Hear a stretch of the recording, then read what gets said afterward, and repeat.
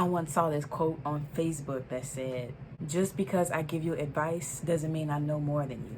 It just means I've done more stupid things. And this is one of those moments.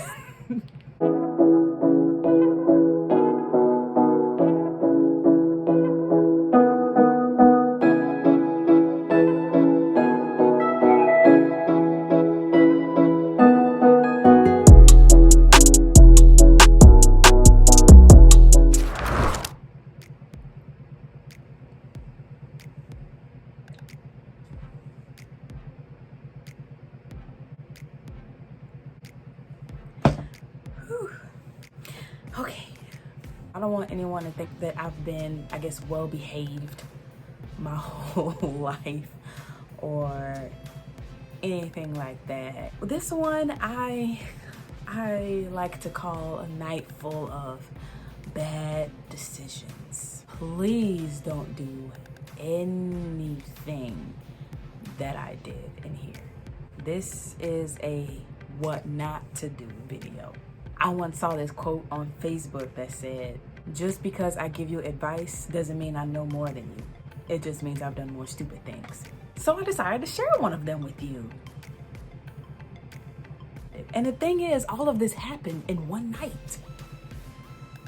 All of this happened in one night. It's not like a series of like sporadic stuff here and there. Like this is why this is called a night full of bad decisions. So we're gonna get right into it. I think I'm gonna list off the bad decision and then tell you the backstory behind it. Bad decision number 1, getting drunk to get over a guy. Yes, this video is going there. I was in New Orleans and I was working at this job, and a co-worker of mine, let's call her Kim. She knew that I liked this guy, but you know, she, I guess, didn't like him. For me, she's like, you need to get over him. Here's how we're gonna do it. I'm gonna get you drunk. Common sense would have said, no, it's never a good idea to get drunk to get over a guy. But common sense ain't common, and it wasn't commonly mine at that moment. So I agreed. It sounded like fun. I think that would have been the first time Kim and I hung out outside of work. Another coworker of mine who lived like right around the corner from me, Britt, I asked her if she was off and if she wanted to come, and she said sure.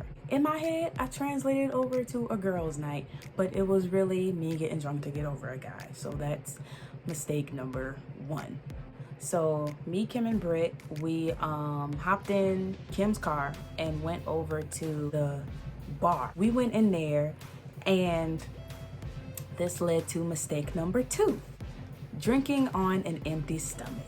I wasn't necessarily hungry, but I wasn't full either. Like, I couldn't remember the last time I ate. I knew that every time I drank, I get snacky. So I ordered some snacks, you know, to appease my liquored appetite. Naturally, the drinks got there first. We started working on the drinks while we figured out what we wanted to eat. I drank one whole one and I was almost finished with the second one, which is also mistake number 2.5, drinking multiple alcoholic drinks on an empty stomach.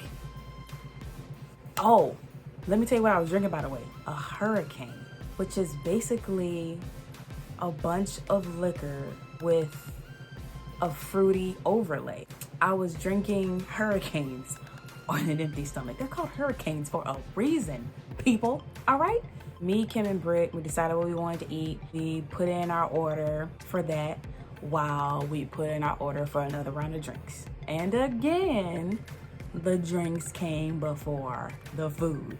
So this would have been my third Hurricane that I was working on before the food came. By the time I got close to finish with that one, the food was there, so you know, I was good and snacky about then. And then I don't even think I ate all of it because there was something really cheesy on it, and I'm not a big cheese person, so I was pretty much picking around it. So I still didn't eat as much as I needed to with the amount of alcohol that I was drinking.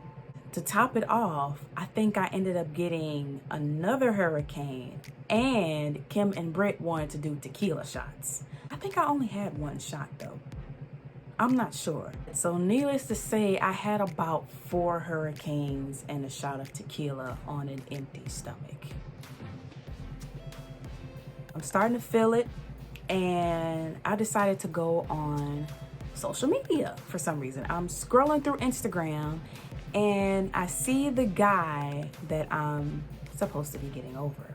I think he's at one of his favorite hangout spots. I don't know, but he's dancing and it looked like it was an old post. I showed it to Kim and Britt and Kim was like, oh, we should go. I'm thinking this is an old post. Surely we're not gonna run into him.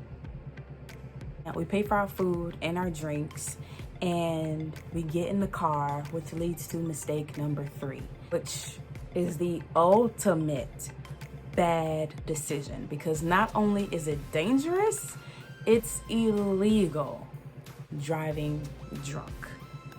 Please, please, I implore you, don't do that. Just get an Uber and get your car the next day. Like, don't do what we did. By the grace of Jesus alone, we managed to make it to the next destination we went to. We go upstairs. They have to help me up the stairs because, like I said, I'm drunk. We went to the bathroom. After we got out of the bathroom, I'm sitting there trying to get myself together. And then Britt looks over to the right and is like, oh crap. And Kim walks around the corner like, what? Oh, hey! And walks over there. And I'm like, please, Jesus, don't let this be who I think it is.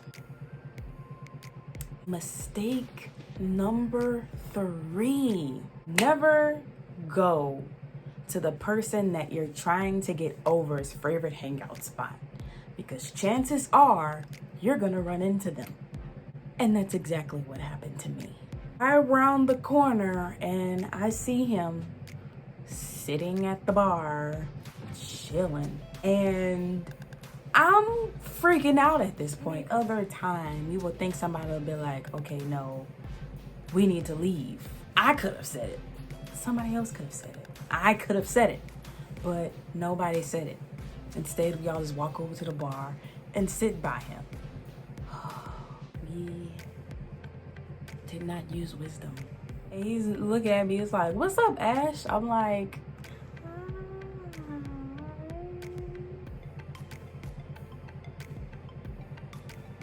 I'm losing it internally at this point. Nobody suggested leaving. Instead, what did we suggest? Let's play pool. Because we never done that before and we're here, so why not? That should be mistake number 4.5.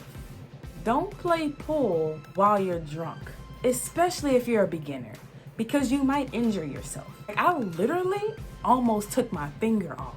I was like, oh, I can't do this. I can't.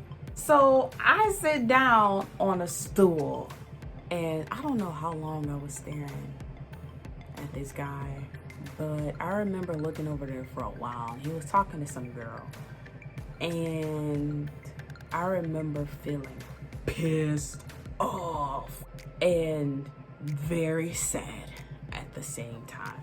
As you know, I really liked him. I really cared about him, but I knew that I needed to get over him because the relationship was going nowhere.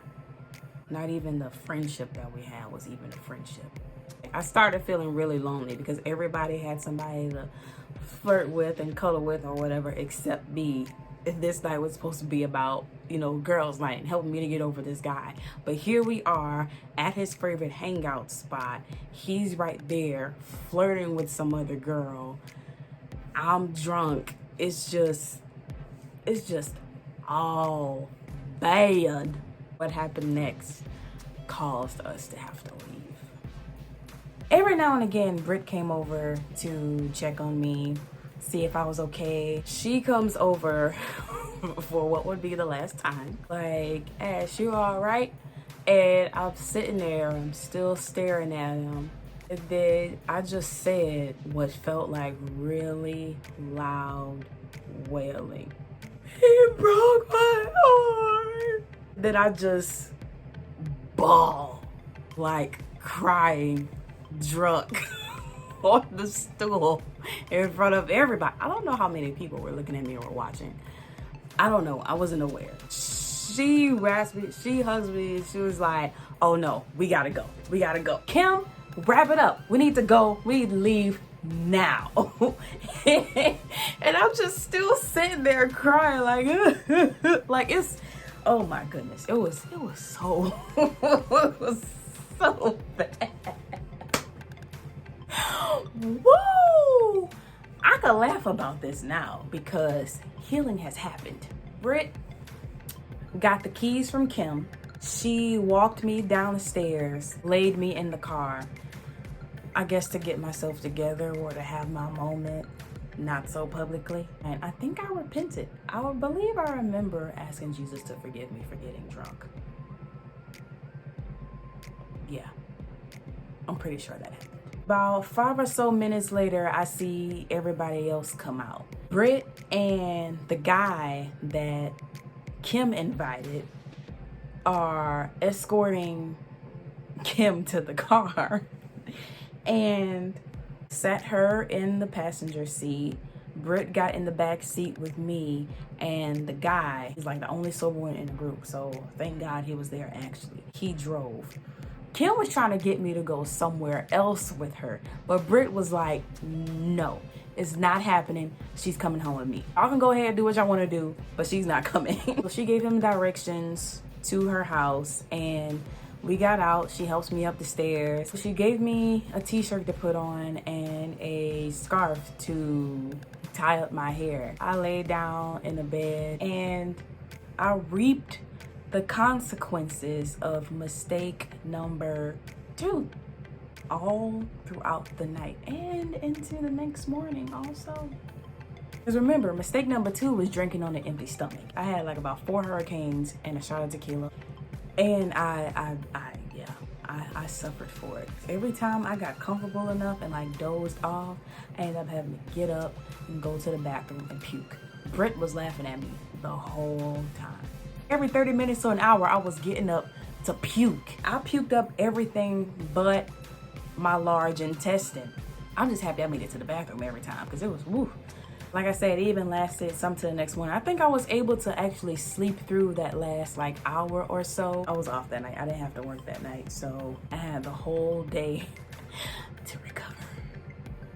I'm a sweet angel now. But back then,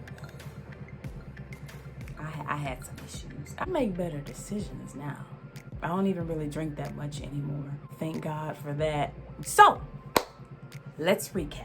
Bad decision number 1. Don't get drunk to get over someone. It does not change anything. Number 2, never drink on an empty stomach. Number 3, which should be rule number 1, but I'm going in order of the things that happened that night. Do not, and I repeat, do not drink and drive. Extremely illegal and deadly. Number 4, do not go to the person that you're trying to get over. Do not go to their favorite hangout spot, drunk or sober. Either way, it's a bad idea because chances are you're probably gonna run into them. And number 5, if you begin to feel uncomfortable at all throughout the night, please leave before something embarrassing happens, like crying on a bar stool in front of a bunch of people. Ugly crying at that. That's it. That's my night full of bad decisions. Hopefully you've learned what not to do. Feel free to learn from my mistakes, please. I have, so you should too. Thank you so much for joining me for this story time, and I'll see you guys next time. Bye.